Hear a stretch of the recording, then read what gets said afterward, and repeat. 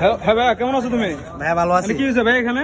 ভাইয়া ওরা আমার বাসার থেকে 50,000 টাকা চুরি করে নিয়েছে। 50,000 টাকা নিয়ে গেছে? হ্যাঁ। সত্যি? হ্যাঁ। তারা চোর কোনগুলো এটা দেখান যাবো? এই যে এগুলো ভাই, তুমি মেন লিডার, এটা মেন লিডার আইয়া? এটা হচ্ছে মানে শীর্ষ। এটা ভাইয়া ঢাকা মোহাম্মদবাগ চৌরাস্তা শ্যামপুর রোডে, বুঝছো ভাইয়া? এটা মেরাজনগর থেকে চুরি হয়েছে, ঠিক আছে? আপনারা ওপরে চিন্তা রাখেন, ঠিক আছে? দেখেন, ঠিক আছে? তোমরা কেন চুরি করছো ভাইয়া, কও? টাকা ছিল না, পকেটে টাকা ছিল না, সে কারণে চুরি করছো? বাবা খাইতে বললে না গাঞ্জা খাইতে? হ্যাঁ? বাবা খাইছে। বাবা খেতে দেখছেন, বাবার কত নেশা দেখেন। হেয়ার 50,000 টাকা বাসা থেকে চুরি নিয়ে গেছে গা, এখন চুর ধরছে দেখেন, ওর ভিডিও রক্ত করছে দেখেন। বাংলাদেশে চুরি শাস্তি কি দেখেন, আপনারা একটু দ্রুত দেখেন। এখানে মনে করেন অনেক লোক এখানে জড়িত হয়ে গেছে, ঠিক আছে? আপনারা দেখেন, না দেখলে বিশ্বাস করে দেবো না, ঠিক আছে? দেখেন দেখেন চুরির ফলাফল কি দেখেন আপনারা।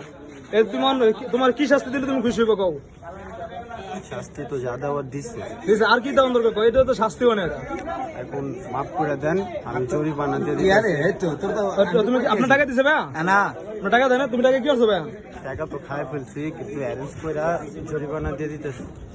50,000 টাকা খেয়ালিছো, কবে চুরি করছো? 10-12 দিন। 10-12 দিন চুরি করছো? 10-12 দিন শেষ? লাগে না, যেটি খায়। আরে ওই বন্ধুরে দেখাও। 10-12 দিন লাগে। আচ্ছা ভাই, তুমি কি হ্যালো আসলে ভাই? হ্যাঁ, বলো, আমি শিক্ষিত চোর।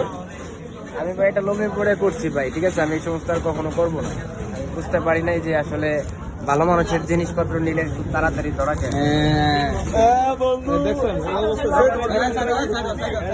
দেখেন অবস্থা কি, জনগণ হাতে পড়ছে তো ভাই, জনগণ হাতে পড়ে আছে অবস্থা কি, তোমার কি অবস্থা? দেখ সমস্যা নাই, দেখেন দেশে চুরি করলে দেশের চোরকে এভাবে শাস্তি দিবেন আপনারা, ঠিক আছে? এই যে বাইরে 50,000 টাকা হারিয়ে গেছে, তার হয়তো বলতে আছে।